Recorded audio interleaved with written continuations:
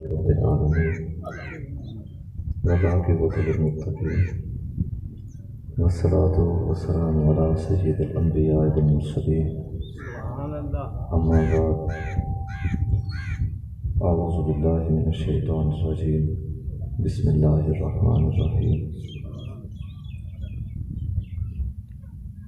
يا أيها الذين آمنوا استعينوا بالصبر والصلاة سبحان الله إن الله مع الصابرين ولا تقولوا لمن يقتل في سبيل الله أموات بل أحياء ولكن لا تشعرون ولنبلونكم بشيء من الخوف والجوع ونقص من الأموال والأنفس والثمرات وبشر الصابرين الذين إذا أصابتهم مصيبة قالوا إنا لله وإنا إليه راجعون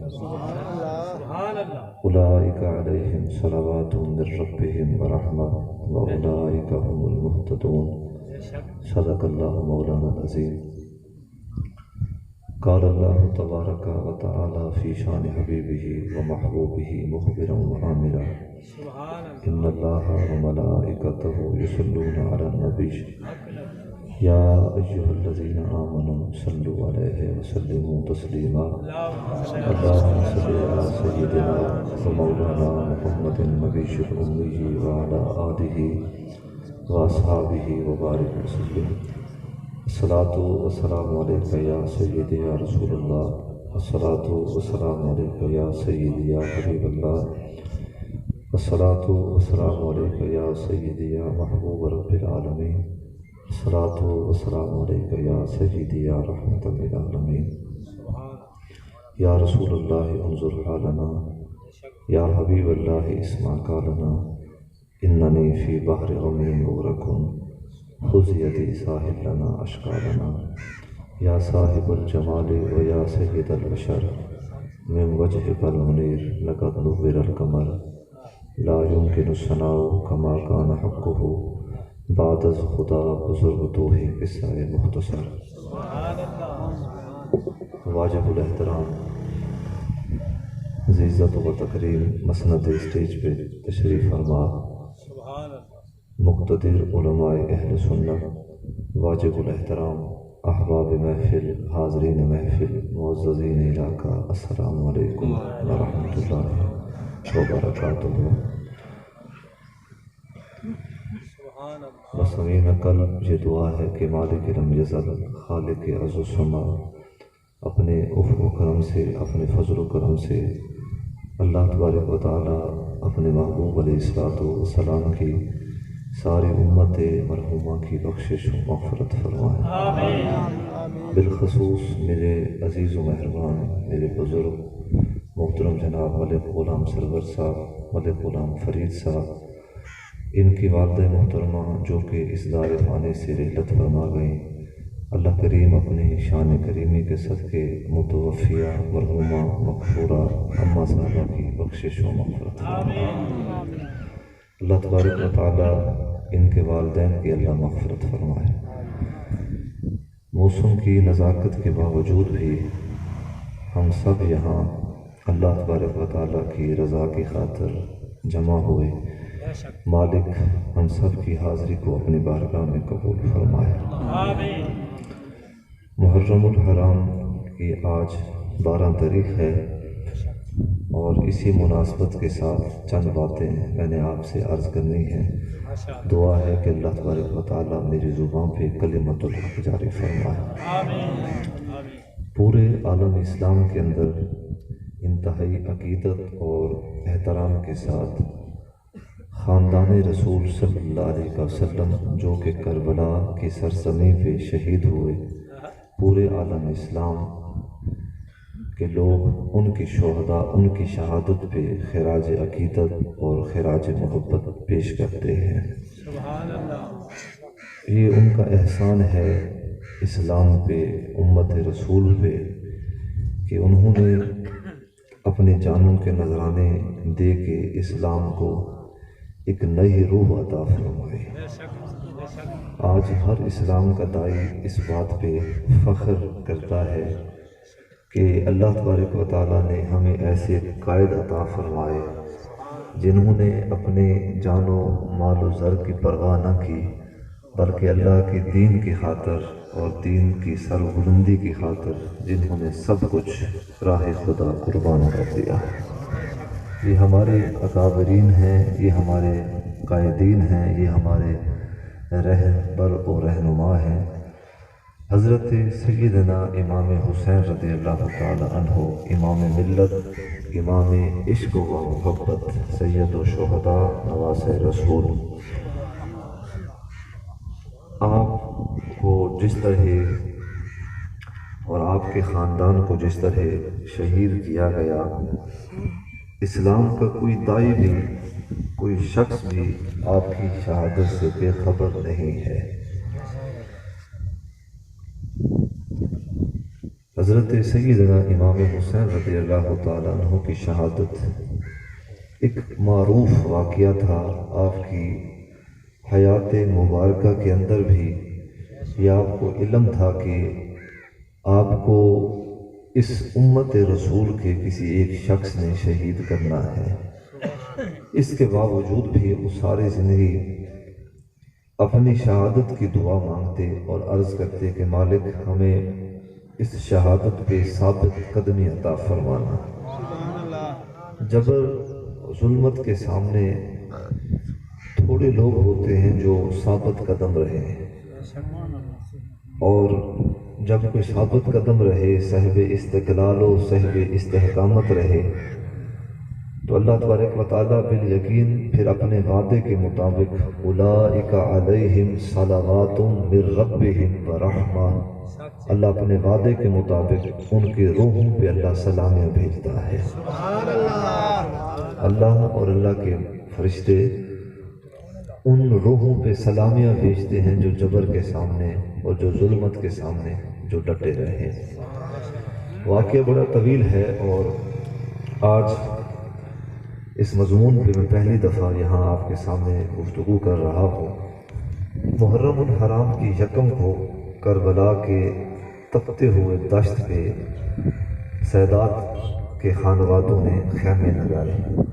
آپ سب جانتے ہیں کہ جس طرح انہیں دعوت دی گئی، اہل کوفہ کے لوگوں نے متعدد خطوط کے ذریعے میرے امام کو دعوت دی۔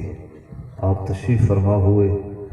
اس سے قبل حضرت امام مسلم رضی اللہ تعالی عنہ آپ کے برادران مکرم کو شہید کر دیا گیا، لیکن اس کے باوجود بھی آپ یہاں جلوہ فروز ہوئے۔ ارادہ تھا، یہ نقطہ سماعت فرمائیں، ارادہ تھا کوفے کی طرف پہنچنا تھا، اور وہاں جا کے یزید اور یزید کے جو رفقا تھے ان سے بات کرنے تھی۔ ابن زیاد کی طرف سے رکاوٹ ڈالی گئی، اور غر بن رہائی نامی ایک شخص نے آپ کو روکا، اور کربلا کے دشت پہ آپ کو خیمے لگانے کا جو ہے وہ مشورہ دیا گیا۔ کہا کہ حضور حکم یہی تک ہے کہ آپ جو ہے وہ کربلا کی اس صحرا پہ آپ خیمے لگائیں۔ حضرت امام حسین رضی اللہ تعالیٰ عنہ امن پسند تھے، مصالحت پسند تھے۔ دیکھا کہ یہ وقت مناسب نہیں ہے کہ یہاں جنگ و جدل کی جائے، آپ نے خیمے لگائے۔ روایات کے اندر لکھا گیا کہ یکم محرم شریف کو خیمے لگا دیے گئے، اور 7 محرم الحرام تک جو ہے وہ بات چیت ہوتی رہی۔ آپ کی طرف سے بھی مصالحت، اور جو آپ کے مخالفین تھے اور جو حریف تھے ان کی طرف سے بھی یہی بات تھی کہ آپ کسی طریقے سے تقیہ سے کام لیں اور یزید کی بیعت کا آپ جو ہے وہ اقرار کر لیں، یزید کی بیعت کو قبول کر لیں۔ تو یہ ان کی دعوت تھی مصالحت کی طرف، صلح کی طرف۔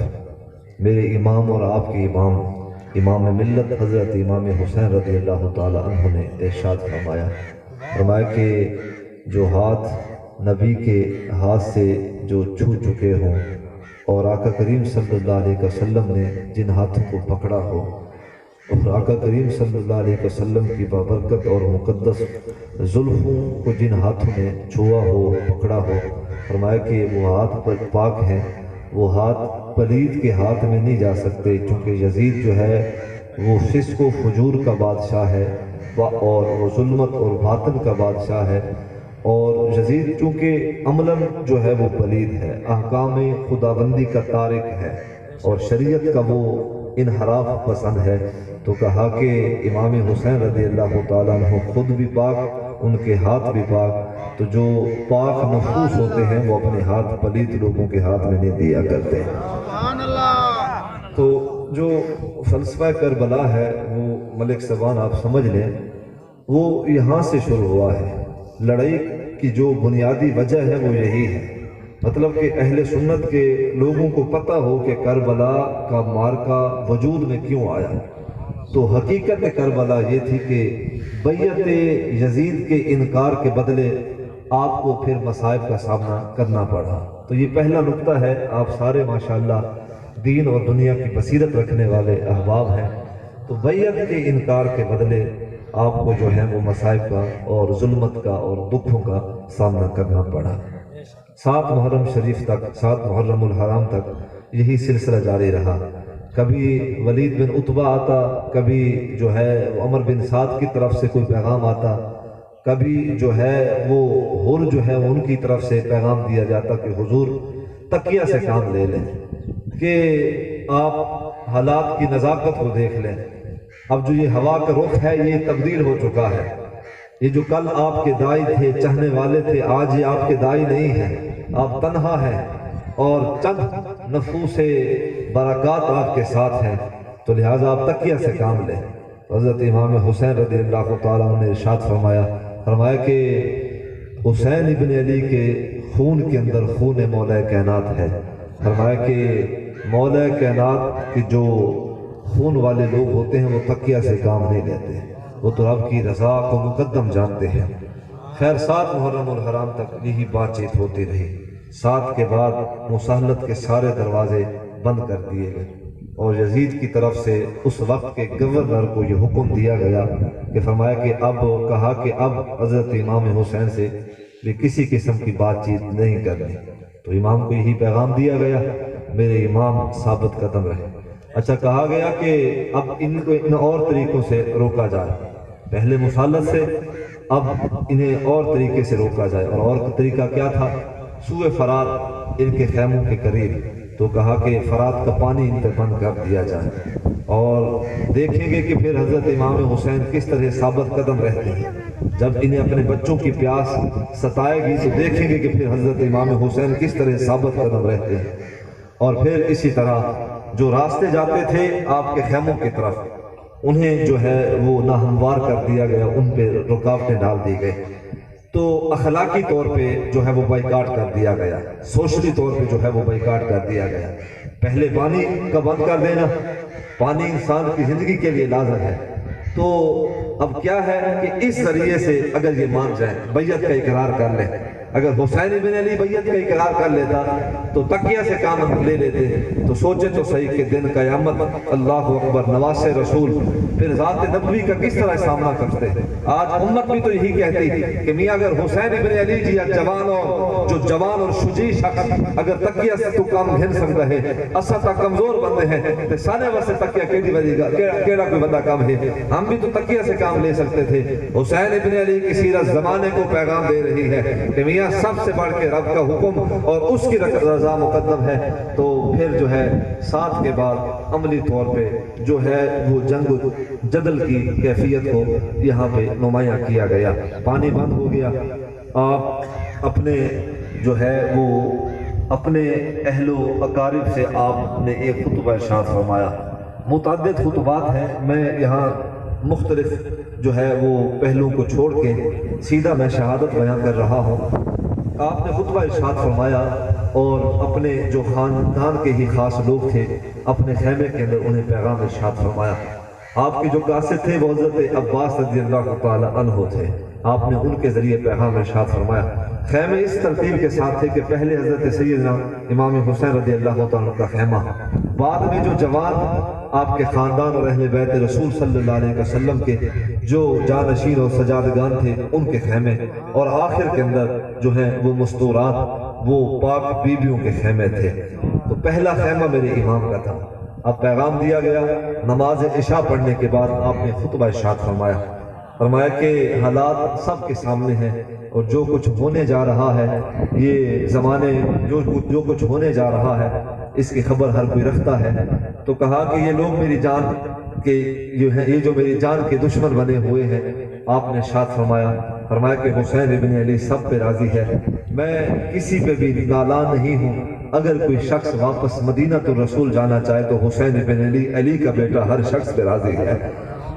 لکھا گیا، استاد المکرم تشریف فرما ہے، میں سیرت ابن اسیر کی یہاں پہ حوالہ دے رہا ہوں، جو علماء یا حفاظ بیٹھے ہیں یہ سیرت ابن اسیر کو پڑھیں اور کربلا کے واقعات کو یہ پڑھیں تو لکھا گیا کہ سب سے پہلے حضرت امام ابو قاسم رضی اللہ تعالیٰ عنہ، حضرت امام حسن رضی اللہ تعالیٰ کے فرزند ارجمند، مطلب کہ چاچے دی خدمت بھتیجا پہلے حاضر کیا۔ بھتیجے نے عرض کیا کہ حضور اگر میرے والد ہوتے حضرت امام حسن اور آپ کربلا معلّہ ہیں، اگر میرے والد ہوتے، میرے والد بھی کبھی آپ کو تنہا نہ چھوڑتے، وہ بھی آپ کا ساتھ دیتے۔ اب چونکہ ابے کی جو پگ ہے وہ میرے سر پہ ہے، حضور میں بس ابھی میں قلب اپنے رب کو گواہ بنا کے میں آپ کے ہاتھ میں اپنا ہاتھ دے رہا ہوں، جب تک حضرت قاسم کی جان میں جان ہے یہ آپ کا ساتھ کبھی بھی نہیں چھوڑیں گے۔ بیعت آپ نے دی۔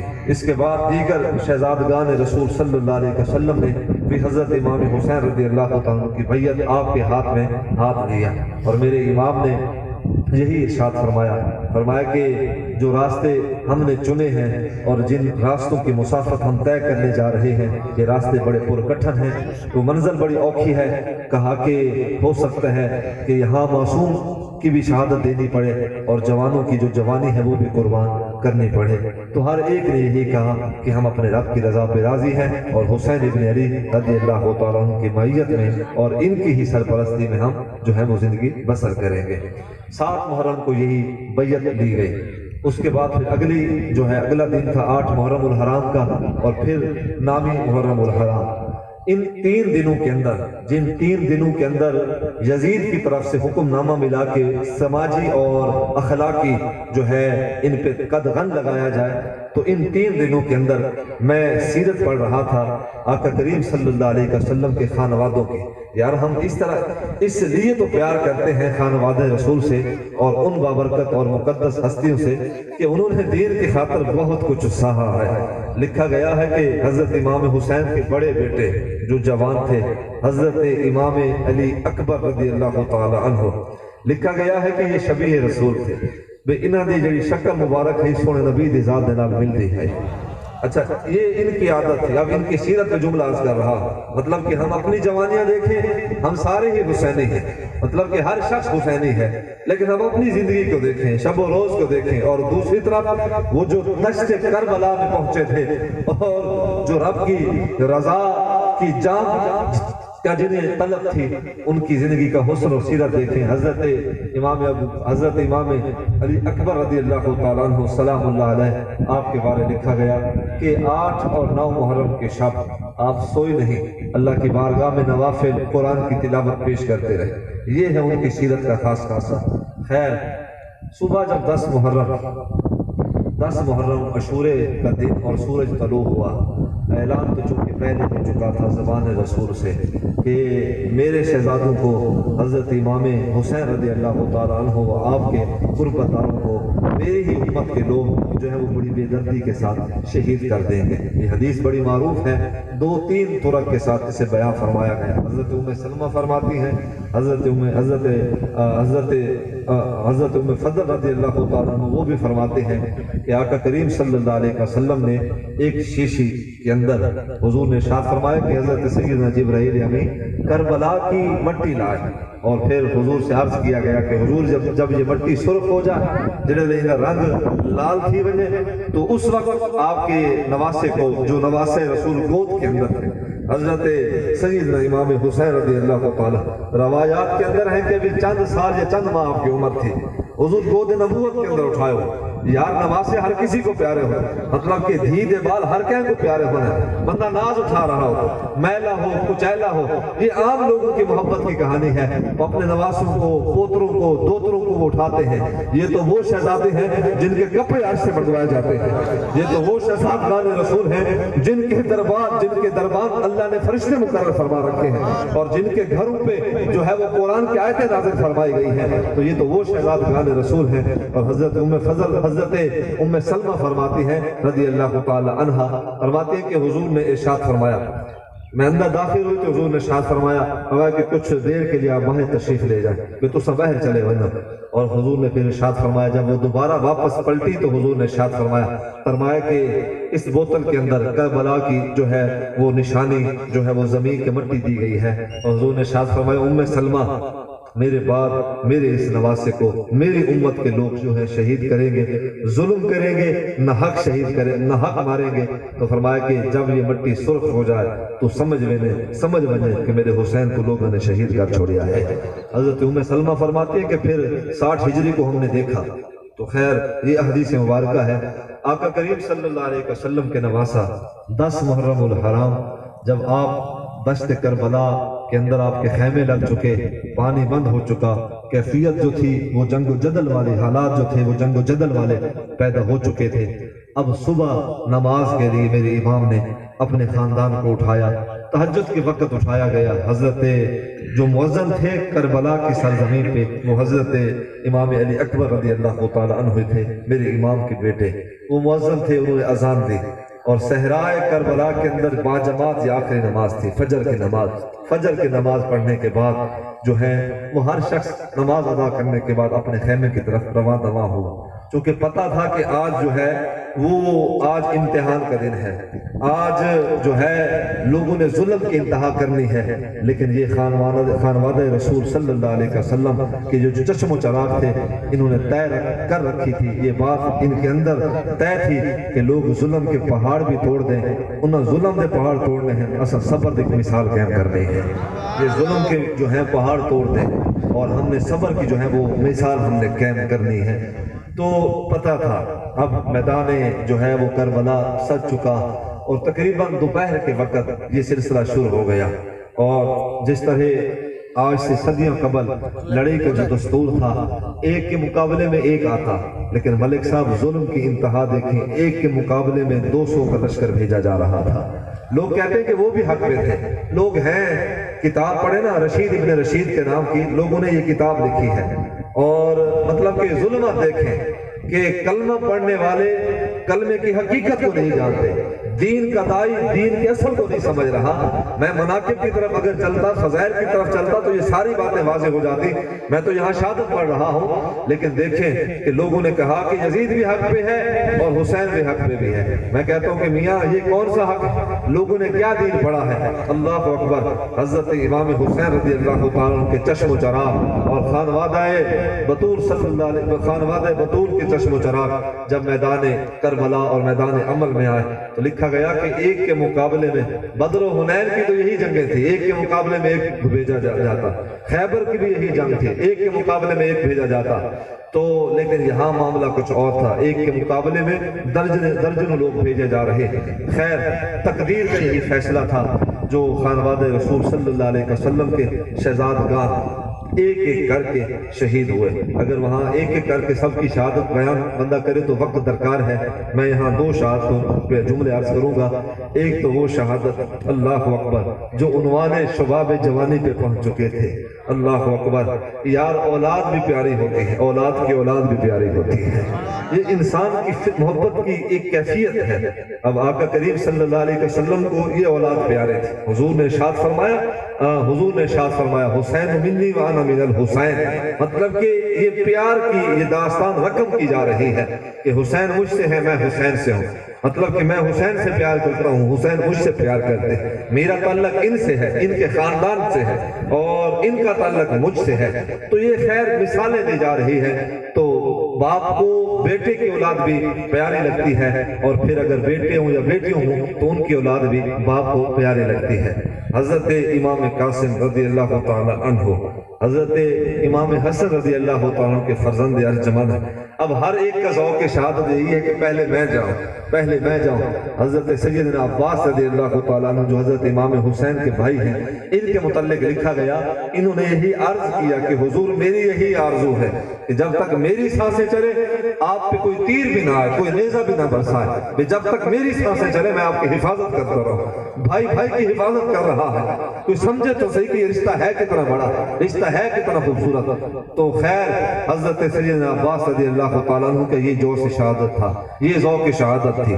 اور اسی طرح حضرت امام قاسم رضی اللہ تعالیٰ عنہ، میرے حضرت امام حسن رضی اللہ تعالیٰ عنہ کے بڑے فرزند ارجمند، آپ جب میدان عمل میں گئے تو لکھا گیا کہ ان کے مقابلے میں جتنے بھی لوگ آتے، یہ جوان کا بیٹا تھا، یہ جوان تھا، یہ شیر کا پوتا تھا، حضرت سیدنا علی بن قضاء شیر خدا رضی اللہ تعالیٰ، یہ تو رب کے شیر کا پوتا ہے. تو جب میدان عمل میں آیا، لکھا گیا کہ بڑی جرأت اور بہادری کے ساتھ، شجاعت کے ساتھ یہ لڑتے رہے، اور بالآخر جو ہے انہوں نے وہ جام شہادت پیا، اور جام شہادت جو ہے انہیں نوش ہوئی. تو یہ اللہ کے حضور ان کی جو روح مبارکہ ہے وہ کسر انسی سے نکلی اور بارگاہ حق تک پہنچی.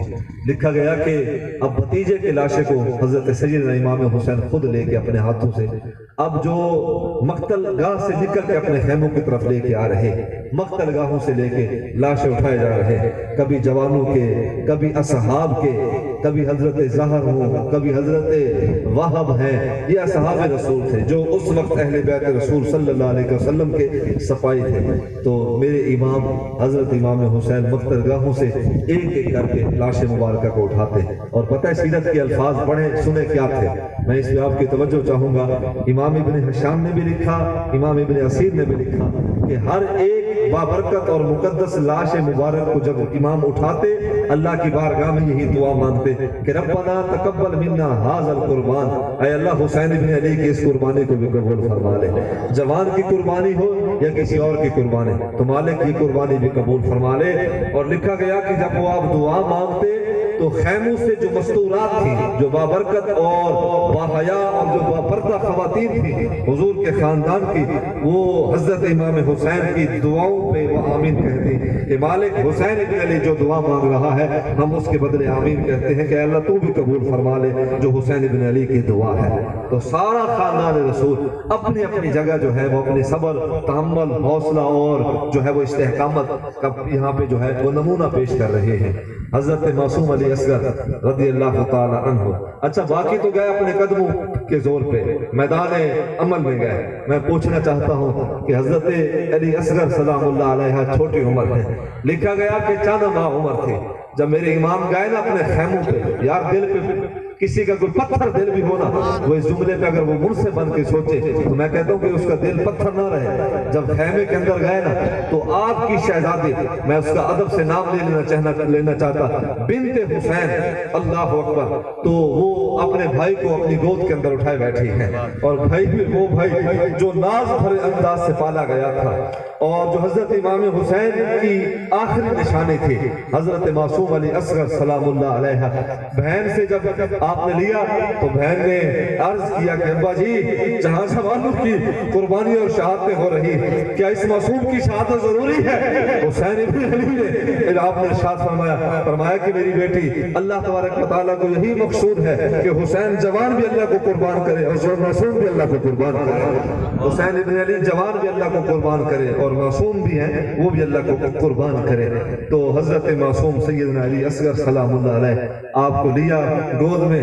بیٹی جو معصوم بہنا ان کی آنکھوں میں آنسو آئے. میرے امام سوئے فرات کی طرف بڑھے اور جہاں ان کی شہادت کا مقام تھا وہاں پہنچے. جب پہنچے تو لکھا گیا کسی ظالم کی طرف سے جو ہے وہ 2 شاخہ یا 3 شاخہ تیر مارا گیا. سیدھا حضرت معصوم علی اصغر سلام اللہ علیہ آپ کی گردن مبارک، نازک گردن جو گلاب اور کلیوں سے بھی نازک تھی، وہاں اس گردن معصومانہ پہ ایک تیر لگا اور آپ کی جو روح مبارکہ تھی وہ بارگاہ حق تک وہ پہنچی. آپ اس طرح شہید ہوئے. اور پھر میرے امام کو جلال آیا. لکھا گیا کہ سوئے فرات پہنچ چکے تھے. حضرت امام علی اصغر سلام اللہ علیہ آپ کا حلق خشک ہو چکا تھا, 3 دن کی پیاس تھی, اور ان 3 دنوں کی پیاس نے آپ کو نڈھال کر رکھا تھا. باپ کا کلیجہ تھا, باپ کا یہ دکھڑا درد تھا. آپ اسی جذبے کے ساتھ آگے بڑھے تو رب کو کچھ اور ہی مقصود تھا. خیر وہ شہید ہوئے. آپ نے سوئے فرات سے ایک چلو پانی کا بھرا اور آسمان کی طرف رخ کیا. سیرت کے الفاظ ہیں, تاریخ کے الفاظ ہیں, مورخ کو پڑھ کے تو دیکھیں. مورخین فرماتے ہیں امام نے جو مخالفین اہل بیت رسول تھے اور جو لشکر یزید تھا اس کی طرف سوئے فرات پہ کھڑے ہو کے, نہر فرات پہ کھڑے ہو کے میرے امام نے ارشاد فرمایا کہ لوگوں دیکھ لو, حسین بن علی کی ذات کو روکا گیا تھا کہ حسین سوئے فرات تک نہ پہنچ پائے گا. آج سوئے فرات پہ حسین بن علی کا قبضہ ہے اور حسین کی نگاہ دیکھ رہی ہے کہ مقام حوضر پہ حسین کے نانے کا قبضہ ہے. یہاں حسین بن علی کا قبضہ ہے اور حوض کوثر انا اعطیناک الکوثر, اس مقام شفاعت پہ حسین بن علی کے نانے کا قبضہ ہے. تو فرمایا کہ دیکھو کہ کون جیت گیا. وہ جیت گیا ہے جو تعداد میں تھوڑا تھا, یا وہ جیت گئے ہیں جو تعداد میں زیادہ تھے. پھر حسین بن علی نے ارشاد فرمایا لوگوں یاد رکھنا حق بے شک تنہا کیوں نہ ہو, حق بے شک کثرت تعداد میں کم ہی کیوں نہ ہو, اللہ ہمیشہ فتح حق کو عطا فرماتا ہے.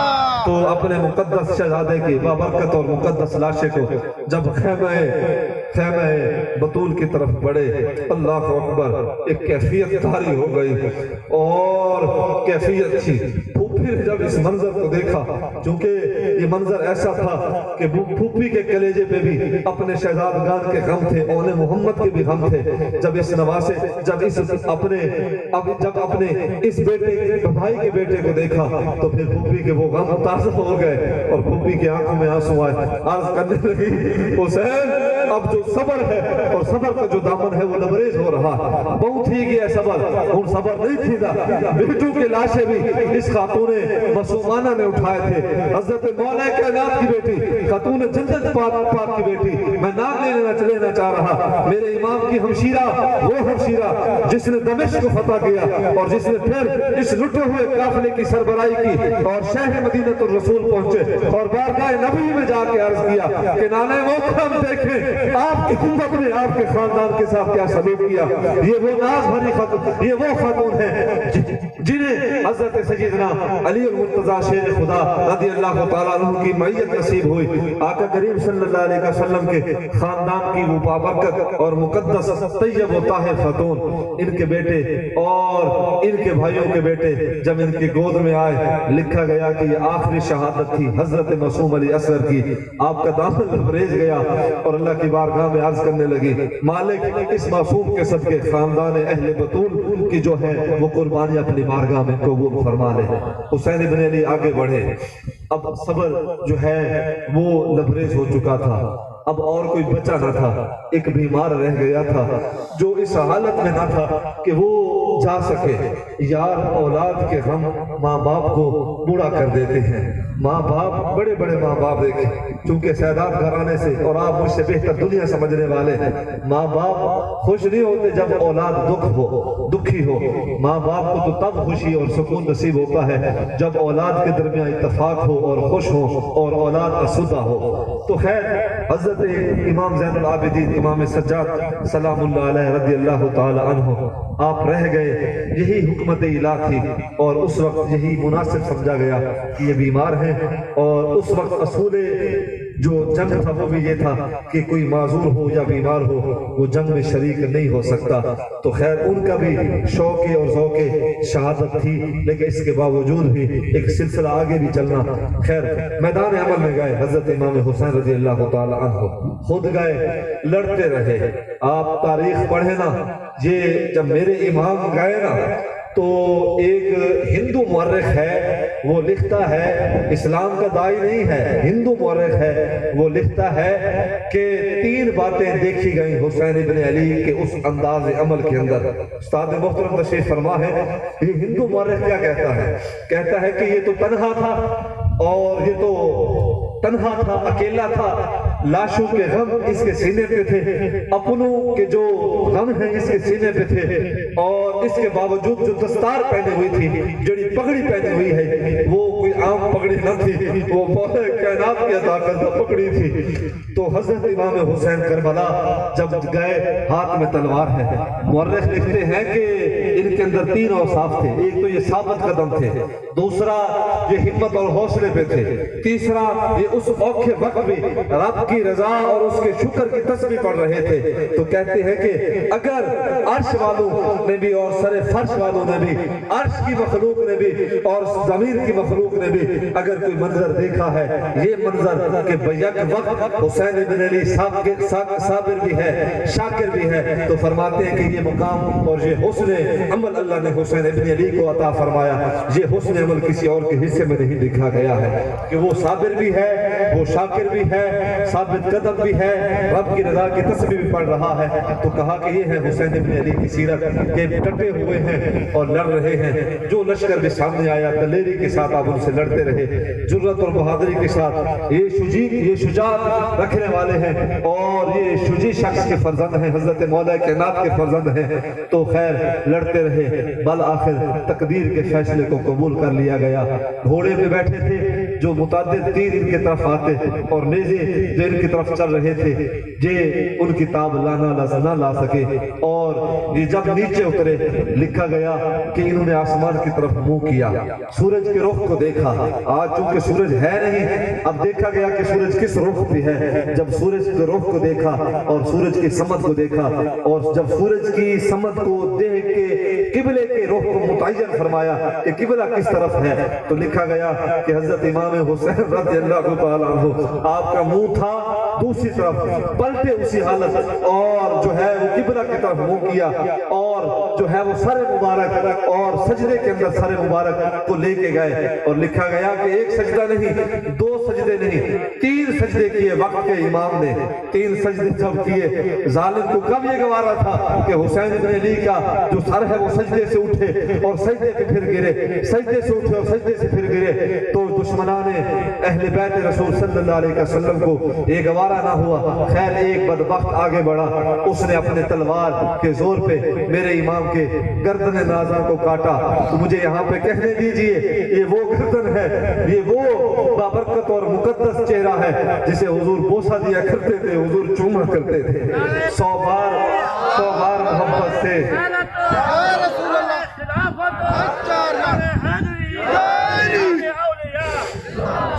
محبت سے چوما جس پاک گلوں کو آقا نے۔ یہ وہ گردن ہے جسے حضور بوسہ دیا کرتے تھے۔ زمانہ حضور کی قدمین شریفین کو چوم رہا ہے، اور حضور ہے کہ حسین بن علی کی گردن مبارک کو چوم رہے ہیں۔ یار کوئی مقام کا وزن تو کرے۔ 100 بار محبت سے چوما جس پاک گلوں کو آقا نے، خنجر ہے رواں اس گردن پہ، یہ وقت بھی دیکھا دنیا نے۔ شمشیر بکف قاتل ہو کھڑا اور کوئی رہے سجدے میں پڑا، یہ اللہ اکبر اس شان کا سجدہ کھیل نہیں۔ اس کوئی شمشیر بکف قاتل ہو کھڑا اور کوئی رہے سجدے میں پڑھا، کہتی ہے یہ عرض کرب بلا اس شان کا سجدہ کھیل نہیں۔ تو یہ کیا ہے سجدہ میرے امام نے، اور اس انداز کے ساتھ سجدہ کیا کہ عبادت بھی ناز کر رہی تھی۔ اس انداز کے ساتھ شہید ہوئے کہ شہداء کی روحیں بھی سلامیاں پیش کر رہی تھی۔ تو احباب آئیں اٹھیں، خیرات پیش کریں حسین بن علی کی بابرکت اور مقدس روح کو، خیرات پیش کریں شہداء کربلا کہ ہر ایک چشم و چراغ کو جو آقا کریم صلی اللہ علیہ وسلم کی بابرکت اور مقدس گھرانے سے جن کا تعلق ہے۔ اس انداز کے ساتھ میرے امام شہید ہوئے اور یہ ہے آپ کی شہادت۔ اچھا لوگوں نے لکھا کہ یہ تو ایک کربلا ہے، کربلا سے لے کے کوفے کے بازار تک اور کوفے کے بازاروں سے لے کے یزید کے دربار تک لکھا گیا کہ ہر موڑ اور ہر چوک پہ حسین ابن علی کے خاندان کے ساتھ کربلائیں واقع ہوتی رہی۔ یہ کوئی تھوڑی کربلا ہے کہ بیٹا جو ہے وہ باپ کی بابرکت مبارک لاش مبارک کے ساتھ ہے اور بیٹے کے ہاتھ اور پاؤں جو ہیں وہ زنجیر سے بندھے ہوئے ہیں اور بیڑیاں ڈالی ہوئی ہیں۔ تو یہ ظلم تھا اور مستورات اہل بیت رسول اور جو آقا کریم صلی صلی اللہ علیہ وسلم کے خاندان کی بابرکت اور مقدس بیویاں تھیں، انہیں جس حالت کے ساتھ اور جس کیفیت کے ساتھ دربار یزید میں لا کے کھڑا کر دیا گیا، یہ کربلائیں بھی کم نہیں ہیں احباب۔ یہ سارا ظلم و ستم جس طرح خاندان رسول نے برداشت کیا، جبر کو، ظلمت کو، باطن کو، یہ مثال دی جا رہی ہے کہ لوگوں یاد رکھنا، جبر جتنا بھی کامل کیوں نہ ہو، مضبوط کیوں نہ ہو، حق والے جو دائی ہوتے ہیں وہ کبھی ظلم، جبر کے ظلم سے وہ کبھی گھبرایا نہیں کرتے ہیں۔ تو اسی طرح جو ہے پھر وہ معاملہ چلتا رہا، یہی قافلہ، لٹا ہوا قافلہ، بے بس اور لاچار،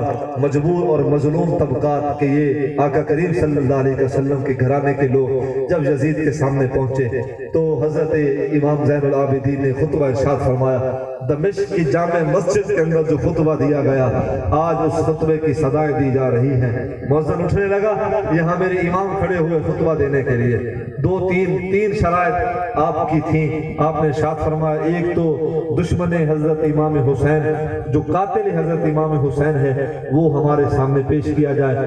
دوسرا آپ کی ڈیمانڈ تھی کہ با عزت اور با حفاظت مدینہ الرسول اس لٹے ہوئے قافلے کو پہنچا دیا جائے۔ تیسرا کہ میں آج یہاں اس دمشق کی جامع مسجد کے اندر تقریر کرنا چاہتا ہوں، خطبہ دینا چاہتا ہوں۔ میں اس پہ ایک جملہ عرض کروں گا کہ حضرت امام زین العابدین، لکھا گیا کہ 14 سال ان کی عمر تھی، 14 سال ان کی عمر تھی، اور دکھ اور غموں کے جو ضربے ہیں وہ سینے میں لگی ہوئی ہیں، اور کیفیت اتنی بوجھل ہے کہ بولا نہیں جا رہا، لیکن لڑکھڑاتے ہوئے قدم، اور جب یہ سنبھل کے قدم کھڑے ہوئے، حضرت امام زین العابدین زمانے نے دیکھا کہ جو آپ نے وعظ و نصیحت کی، یزید کی طرف سے حکم نامہ ملا کہ تقریر کو اختصار دیا جائے، بے ختم کر دیا جائے تقریر کو یہیں پہ۔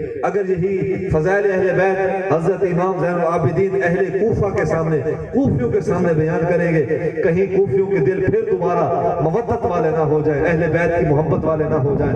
تو یزید کی طرف سے جو حکم تھا، اور لکھا گیا کہ قال هل تسمع حي على الصلاة حي على الفلاح، یہ عبارت میں ویسے یہ حدیثی الفاظ ہیں، لیکن یہ الفاظ سیرت کے اندر بھی ہے کہ جب مؤذن نے اذان دی نا کہ قال هل تسمع حي على الصلاة یا حي على الفلاح، تو حضرت امام زین العابدین نے آپ نے ہی ارشاد فرمایا کہ ہم نے رب کی جو وحدانیت ہے اس کی گواہی اپنے خون جگر سے دی ہے، اور اس کے نبی رحمت صلی اللہ علیہ وسلم کی رسالت کی گواہی ہم نے قربانیوں کے ذریعے سے دی ہے۔ نماز اور نماز کی اہمیت ہم نے کربلا کے اندر جو ہے وہ واضح کر کے دی ہے۔ میرے بابے نے اور نواز رسول صلی اللہ علیہ وسلم نے اپنا خون جگر اس نماز کی خاطر پیش کر دیا، فرمایا کہ اس میں کوئی شک نہیں، حی علی الصلاۃ حی علی الفلاح، بے شک نماز کے اندر ہی خیر ہے، نماز ہی در حقیقت جو ہے وہ خیر اور سلامتی کا پیغام ہے۔ تو اس انداز کے ساتھ آپ کا خطبہ تھا، دیگر نکات بھی تھے، دیگر پہلو بھی تھے۔ پھر یہ قافلہ جو ہے وہ سفر کر کے شہر مدینہ پہنچا، اور اس انداز کے ساتھ یہ لٹا ہوا قافلہ اور مجبور قافلہ جب شہر رسول پہنچا تو مدینہ الرسول کے جو باسی تھے وہ باہر نکلے اور استقبال کر رہے تھے کہ حضور کی نشانیاں واپس جلوہ فروز ہوئی ہیں۔ اور آقا کریم صلی اللہ علیہ وسلم کے روزہ نور پہ جب یہ پہنچے نا، بنت بطول جب پہنچی تھی روزہ رسول پہ، لکھا گیا ہے کہ وہ صحن مزار سے عرض کر رہی تھی، اپنے نانے سے عرض کر رہی تھی، جس طرح حسین ابن علی ناز کرتے تھے اپنے نانا پہ، اسی طرح حسین کی ہمشیرہ محترمہ بھی ناز کرتی تھی اپنے نانا کی ذات برکت پہ۔ تو پہنچی یہ لٹا ہوا قافلہ، جب بارگاہ رسالت محب پہ پہنچا تو حضرت مولا کائنات کی دختر نے، ایک اختر نے نانے کی خدمت کے اندر یہی عرض کیا، نانا آپ کے وعدے کے مطابق اور آپ کے حکم کے مطابق خانوادہ رسول صلی اللہ علیہ وسلم جام شہادت نوش فرما چکے ہیں، اور جو بچے ہیں وہ آپ کی خدمت میں حاضر ہیں۔ نانا حضور کی خدمت میں یہی عرض کیا گیا کہ دن قیامت وہ لوگ بھی آپ سے پوشیدہ نہیں ہوں گے جنہوں نے حسین ابن علی کے ساتھ ظلم کیا ہے۔ احباب یہی دینا، پیغام دینا مقصود تھا کہ کربلا کے شہداء نے اسلام کو ایک پیغام دیا ہے۔ وہ پیغام کیا ہے کہ اسلام غیرت والا ایک مذہب ہے۔ اسلام جو ہے وہ بے شک امن کا دائی بھی ہے، لیکن جہاں اعمال اور عمل کی بات آ جائے، اسلام کے وہ دائی اپنی جانیں پیش کر کے، جانوں کے نذرانے پیش کر کے پیغام دے رہے ہیں کہ اسلام کا ہر دائی جو ہے وہ عمل اور ایمان کا جو ہے وہ علمبردار بنے گا۔ تو یہی پیغام دیا گیا کربلا کے شہداء کے صدقے، اور آخری وقت سجدے کے اندر سر رکھ کے پیغام دیا جا رہا ہے کہ حسین ابن علی کی روح کو اگر کوئی خراج پیش کرنا چاہتا ہے، نہ وہ ماتم کر کے خراج پیش کرے، نہ وہ سینہ کوبی کر کے خراج پیش کرے۔ اگر کوئی خراج پیش کرنا چاہتا ہے حسین ابن علی کو تو وہ سجدے کر کے پیش کرے۔ تو حسین ابن علی کی ذات کو اگر کوئی خراج پیش کرنا چاہتا ہے، لیکن یہ تو مزاج ہی نہیں ہے، یہ تو مزاج ہی نہیں، یہ تو ستم ہے، یہ تو ظلم ہے کہ 11 دن 12 دن محرم شریف کے گزر گئے اور لوگوں نے جس طرح محرم کے ایام گزارے ہیں، ہر شخص خود منصف بنے کہ ہم نے حسین ابن علی کو کیا خراج پیش کیا۔ کوئی خراج پیش کرتا تو قرآن پڑھ کے خراج پیش کرتا، کوئی خراج پیش کرتا نوافل پڑھ کے خراج پیش کرتا، لیکن یہاں چونکہ ہمارے مزاج بدل گئے، ہم نے اس طرح خراج پیش نہیں کیا جس طرح ان کے روح کا حق بنتا تھا، ہم نے اس طرح خراج پیش نہیں کیا جس طرح ان کی روح کا تقاضا ہے۔ آج عالم اسلام کے ساتھ آئیں، اٹھے دیر نہ کریں، ان کی مبارک روح کو خراج پیش کریں، اور کوئی قرآن کی تلاوت کر کے خراج پیش کرے، کوئی نوافل پڑھ کے خراج پیش کرے، کوئی ان کے مناقب ان کے فضائل بیان کر کے خراج پیش کرے، تاکہ دن قیامت یہ جو ہمارے سینے ہیں یہ حسین ابن علی کی بارگاہ میں جب پہنچے تو حسین ابن علی ان سینوں کو پسند فرما لیں اور اپنے نانے کے حضور عرض کریں کہ نانا حضور میں ان سے پیار کرتا ہوں، آپ بھی ان سے پیار فرما لیں۔ آقا کریم صلی اللہ علیہ وسلم نے جو مناقب بیان فرمائے، چونکہ وقت ابھی بچا ہوا ہے، جب تک سامان دعا نہیں آتا، اور میں اس پہ چند باتیں فضائل اہل بیت پہ عرض کروں گا۔ حضرت ابو ہریرہ رضی اللہ تعالیٰ عنہ اس حدیث کے راوی ہیں، حضور نے ارشاد فرمایا کہ من احب الحسن والحسین فقد احبنی ومن ابغضہما فقد ابغضنی۔ حضور نے ارشاد فرمایا کہ جو ان شہزادگان سے پیار کرتا ہے، بنت رسول صلی اللہ علیہ وسلم اور جگر گوشہ بطول صلی اللہ علیہ وسلم سے جو پیار کرتا ہے، حضور نے ارشاد فرمایا کہ سکھنا انہاں دے نال دا پیار نہیں کریں دا، در حقیقت نبی رحمت دے نال پیار کرے دا ہے۔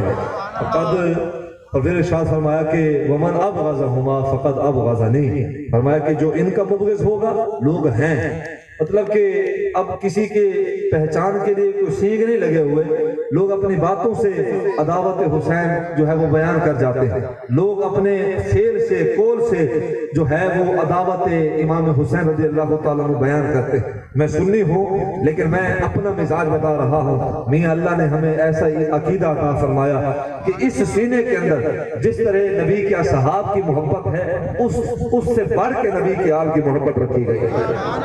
وہ چونکہ نسبت کی وجہ سے ان کی محبت زیادہ ہے، نسبت کی وجہ سے یہ سینہ تکریم اصحاب سے بھی بھرا ہوا ہے، یہ سینہ تکریم اہل بیت سے بھی بھرا ہوا ہے، لیکن حضور نے ارشاد فرمایا کہ جو ان سے پیار کرتا ہے ادھر حقیقت حضور سے پیار کرتا ہے، اور جو ان کا مبغض ہوگا، بغض رکھنے والا ہوگا، وہ اللہ کے نبی صلی اللہ علیہ وسلم کا مبغض ہوگا۔ امام حاکم نے اپنی مستدرک کے اندر اس حدیث کو بیان فرمایا، یہ اگلی حدیث سماعت فرمائے۔ حضرت سلمان فارسی رضی اللہ تعالیٰ عنہ آپ فرماتے ہیں کہ قال سمیت رسول اللہ صلی اللہ علیہ وسلم، آپ فرماتے ہیں کہ میں نے سنا حضور نے ارشاد فرمایا ان الحسن والحسین ابنی من احبہما احبنی ومن احبنی احبہ اللہ ومن احبہ اللہ ادخلہ الجنہ۔ اب یہ الفاظ جو ہیں یہ علماء کے لیے، اب آپ جو ہے اس کا جو ہے وہ سادہ مفہوم سمجھیں۔ حضور نے ارشاد فرمایا کہ جو ان سے پیار کرتا ہے، اب دیکھیں کن سے؟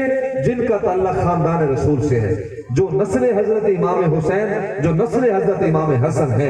حضور نے ارشاد فرمایا من احبہما احبنی، فرمایا کہ جو ان سے پیار کرتا ہے وہ در حقیقت نبی رحمت سے پیار کرتا ہے، اور جو حضور سے پیار کرتا ہے در حقیقت وہ ذات حق سے پیار کرتا ہے۔ اور پھر ارشاد فرمایا اللہ اپنے پیار کرنے والے دائی کو ادخلہ الجنہ، مقام جنت عطا فرمائے گا۔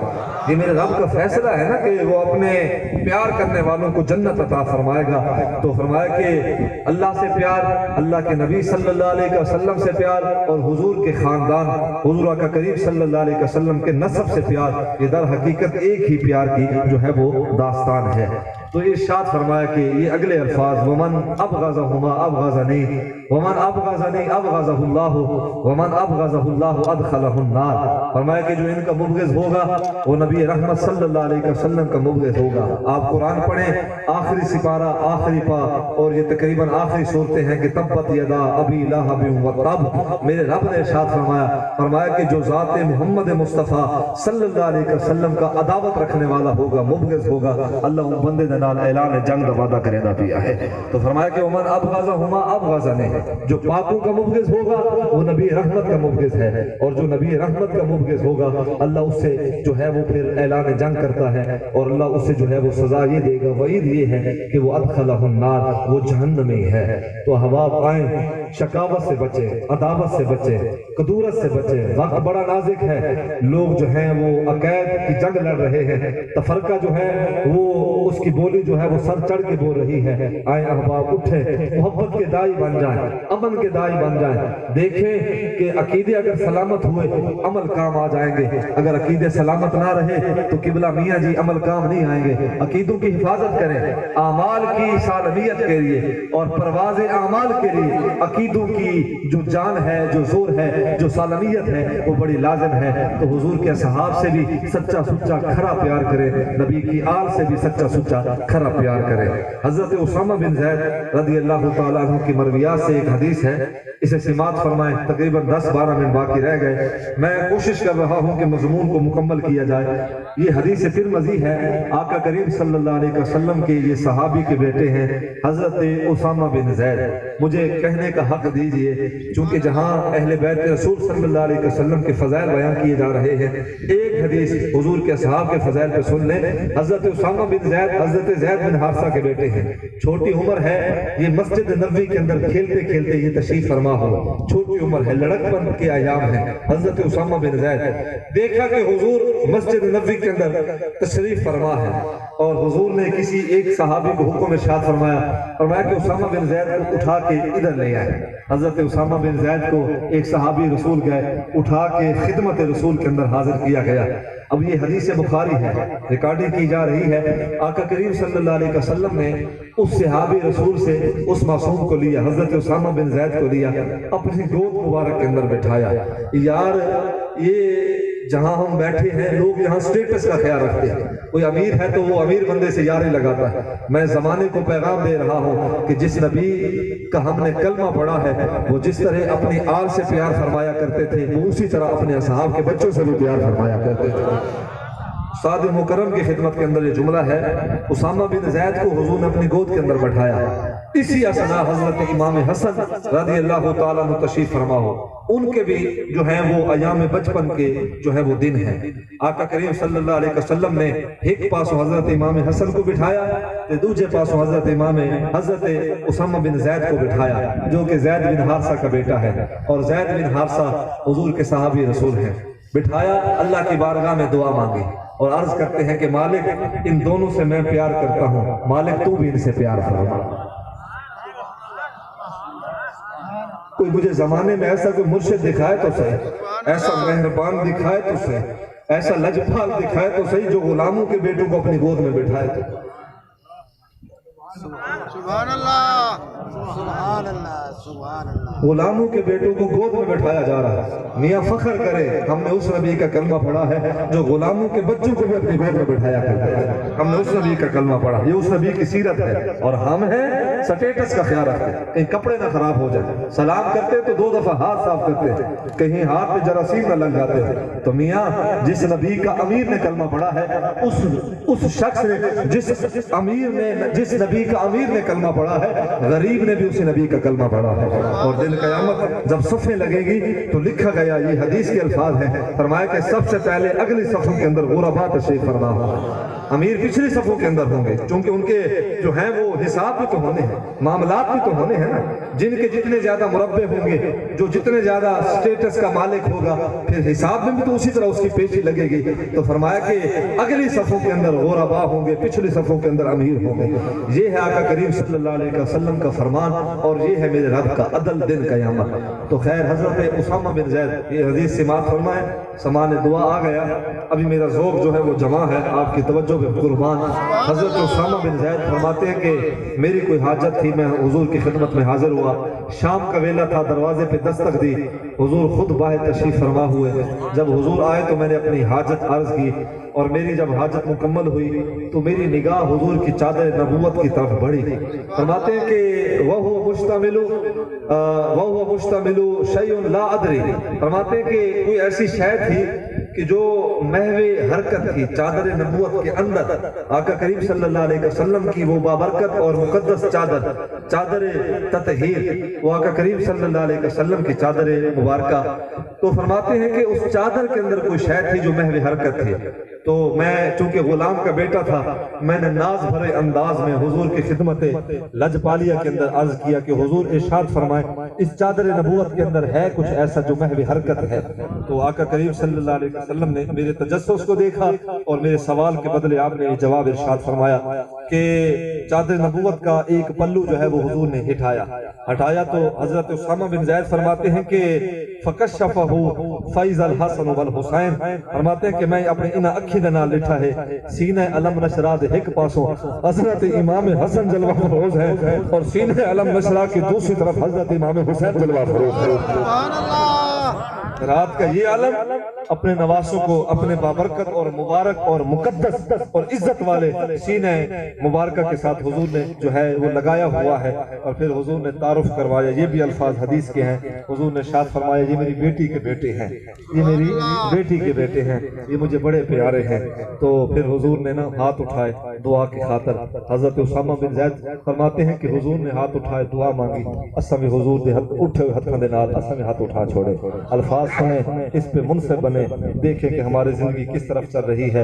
حضور کی دعا کے الفاظ ہیں اللہم انی احبہما فاحبہما واحب من یحبہما، اے اللہ ان شہزادگان سے میں پیار کرتا ہوں، مالک جگر گوشہ بطول کی ان چشم و چراغ سے تیرا نبی پیار کرتا ہے، مالک تو بھی ان سے پیار کر لے، مالک جو ان سے پیار کرے جڑا انہاں دے پیار دی زندگی بسر کرے، عرش دا رحمان تو انہاں دے نال بھی پیار فرما۔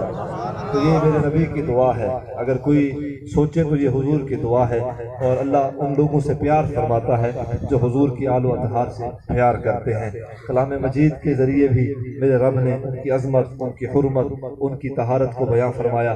وقت کے دامن میں اتنی ہی گنجائش تھی جو تقریباً پوری ہو گئی، اور گفتگو کے بہت سارے جو ہیں وہ پہلو اب مکمل ہوئے اور کچھ باقی رہ گئے۔ تو احباب یہی پیغام محرم ہے، یہی پیغام اسلام ہے۔ آئیں حضور آقا کریم صلی اللہ علیہ وسلم کی آل و اصحاب کے ساتھ جو محبت اور جو عقیدت والا رشتہ ہے اس میں خلوص پیدا کریں۔